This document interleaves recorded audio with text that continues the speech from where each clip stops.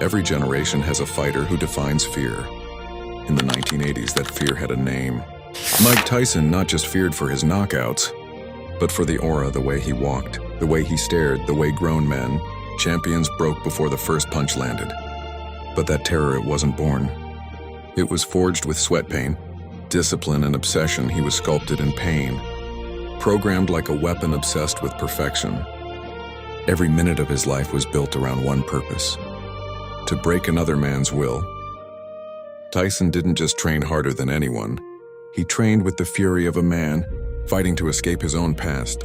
This wasn't training, this was transformation. This is not just a story about workouts.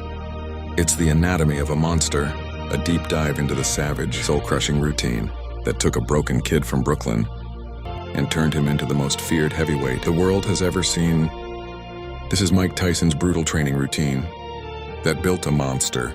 To understand the monster Mike Tyson became, you have to start at the beginning. Born June 30th, 1966 in Brooklyn's Brownsville, Tyson grew up in a war zone of poverty and crime. By age 13, he'd been arrested 38 times. A troubled kid with no clear path.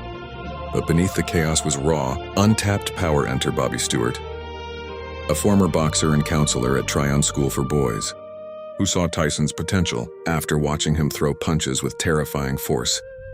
Stewart introduced him to Cus D'Amato, a boxing sage who trained champions like Floyd Patterson. He wasn't just a trainer, he was a boxing philosopher, a student of human psychology, and arguably one of the greatest trainers in boxing history. DeMarco's philosophy was simple yet revolutionary.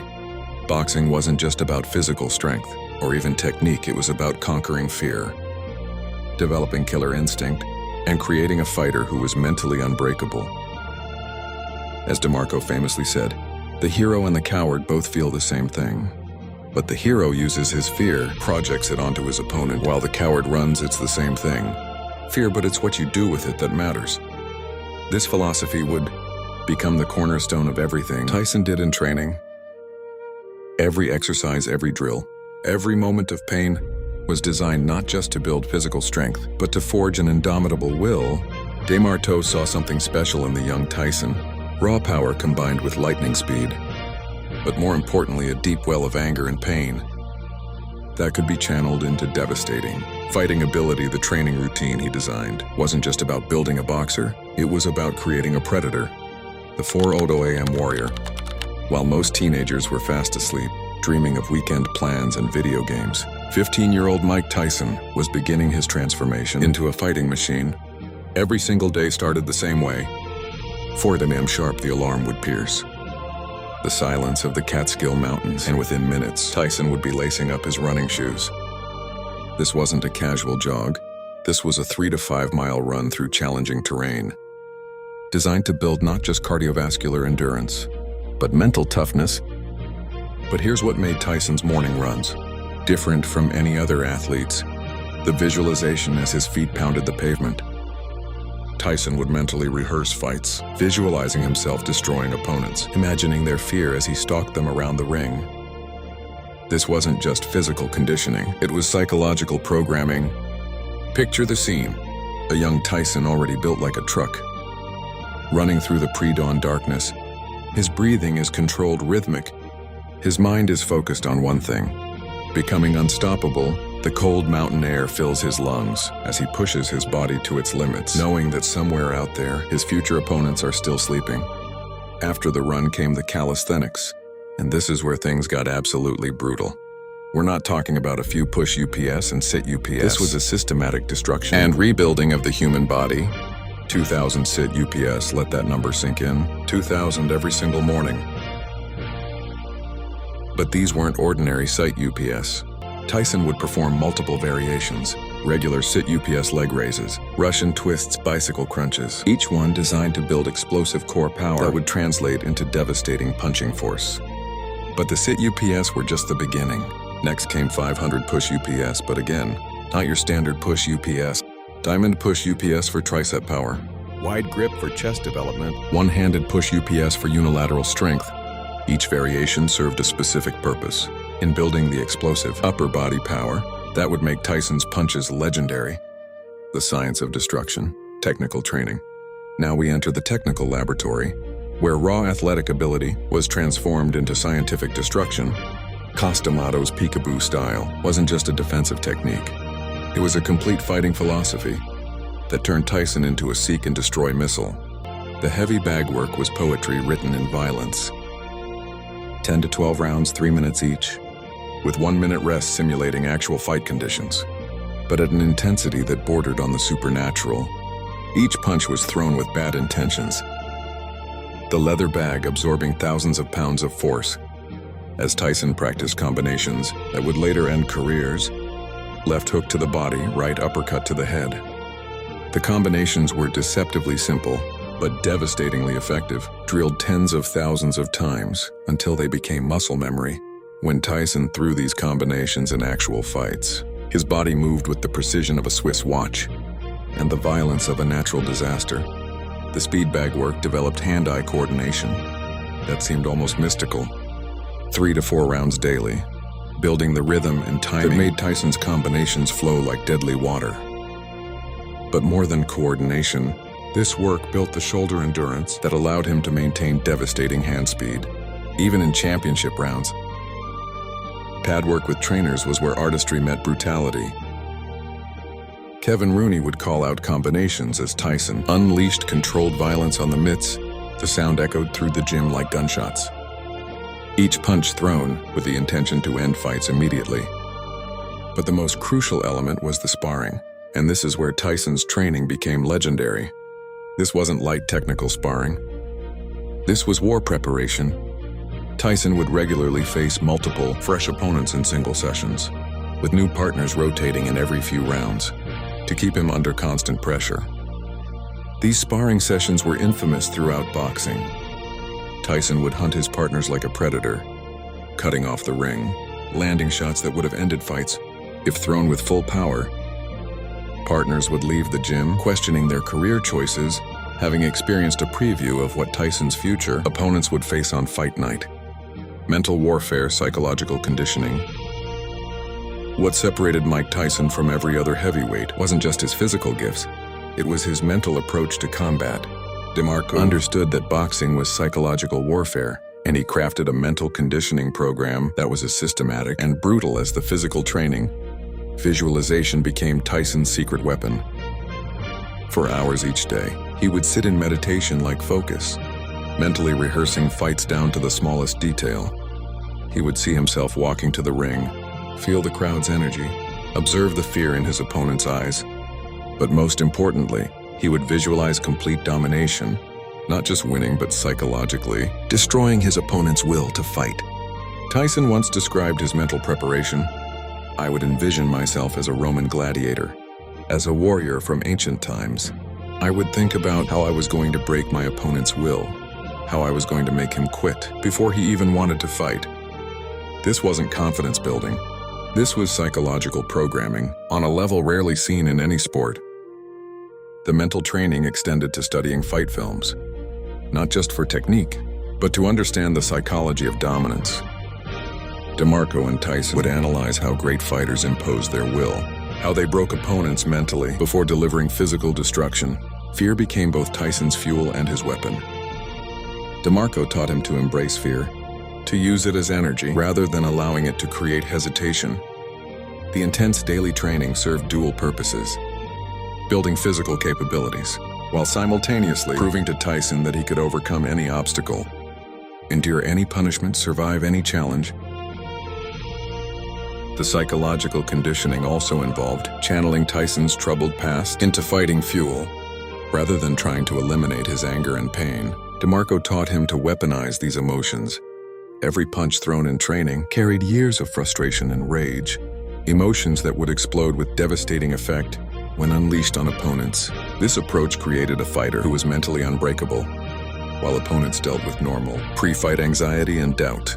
Tyson had already won the psychological battle. Through thousands of hours of mental conditioning, he entered every fight with absolute certainty of victory. Not hope or belief, but knowledge. The numbers game breaking down the routine. Let's examine the actual numbers behind this legendary routine, because the sheer volume of work is almost incomprehensible by modern standards. Daily schedule: 4:00 a.m. wake up, 3 to 5 mile run, 2,000 sit UPS, 500 push UPS. That was before breakfast. The real work happened in the gym.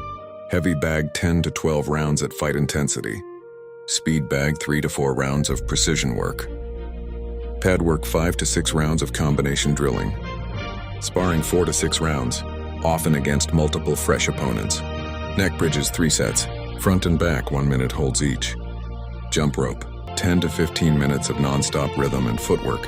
Speed steps, double unders, and endurance drills. Medicine ball, relentless core punishment. Weighted throws, slams, and partner drills targeting the ABS, obliques, and lower back. Each session performed at maximum intensity, treating every round like a championship fight. To put this in perspective, most professional boxers today might complete 8 to 10 total rounds of bag work. Tyson was doing nearly double that every single day, 7 days a week for years. The volume was staggering, but it was the relentless consistency that built his legendary conditioning and technique neck strengthening exercises. Protected against knockouts, every exercise served a specific purpose. In the boxing performance equation, recovery was built into the system through precise nutrition and sleep protocols. Tyson consumed 4,000, 5,000 calories daily of clean performance, focused nutrition. Sleep was sacred, 8 to 10 hours nightly, because D'Amato understood that adaptation happened during rest. Massage therapy and flexibility work were as intense as the training itself. Maintaining peak performance at this level required constant body maintenance, like a Formula One car that needs expert tuning. To perform at maximum capacity, results in the ring, all of this brutal training, all of this systematic destruction and rebuilding of the human body and mind was leading to one thing: absolute dominance in the boxing ring. And the results speak for themselves. By age 20, Tyson had become the youngest heavyweight champion in boxing history. His early fights were less like boxing matches and more like public executions. Opponents would often look defeated before the opening bell, intimidated not just by Tyson's reputation, but by the aura of controlled violence that surrounded him.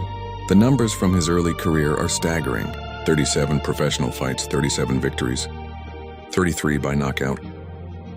But it wasn't just that he was winning, it was how he was winning. First-round knockouts became routine. Opponents who had never been knocked down in their careers were being stretched out on the canvas within minutes of facing Tyson. Watch footage of prime Tyson, and you can see the training manifested in every movement. The way he stalked his opponents, cutting off the ring with the patience of a predator. The explosive power in every punch generated from the thousands of hours of technique work. The defensive mastery, slipping punches with millimeter precision before countering with devastating effect. The cardiovascular conditioning meant Tyson never got tired, while his opponents wilted under the pressure and pace. Tyson seemed to get stronger as fights went on. The mental conditioning meant he never showed doubt or fear. He was a psychological weapon as much as a physical one. But perhaps most importantly, you could see the complete integration of all elements of his training. The physical strength, the technical skill, the mental toughness, the killer instinct. They all came together to create something that transcended normal boxing. Tyson in his prime wasn't just a boxer. He was a force of nature, a perfect storm of athletic ability and psychological warfare. The training routine had achieved its purpose. It had created a monster, not in the literal sense, but in terms of boxing ability. Tyson had become everything that Cus D'Amato had envisioned, a fighter who was physically unbreakable, technically perfect, and mentally unstoppable. Tyson's training routine wasn't just about building a boxer, it was about proving what's possible when human potential meets uncompromising dedication. The brutal 4 a.m. starts the thousands of repetitions, the relentless pursuit of perfection. It all served to create something extraordinary. What can we learn from Iron Mike's approach? First, that consistency trumps intensity. It wasn't one brutal workout that made Tyson great. It was the same brutal workout repeated thousands of times. Second, that mental training is just as important as physical training. Tyson's psychological preparation was as systematic and intense as his physical conditioning. Third, that specialization breeds excellence. Every element of Tyson's training was specifically designed to make him a better boxer. There were no wasted movements, no exercises that didn't directly contribute to his fighting ability. The routine that built Mike Tyson teaches us that human potential is far greater than most of us ever. Imagine when we see what one person accomplished through dedication, discipline, and relentless hard work.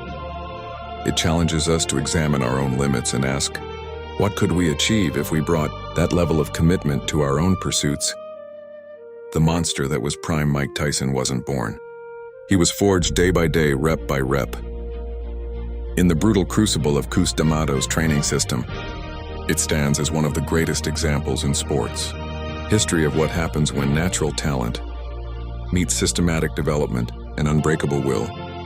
That's the true legacy of Mike Tyson's training routine. Not just the championships or the knockouts, but the proof that with the right approach, dedication, and mindset, human beings can achieve the seemingly impossible. What limits are you ready to break?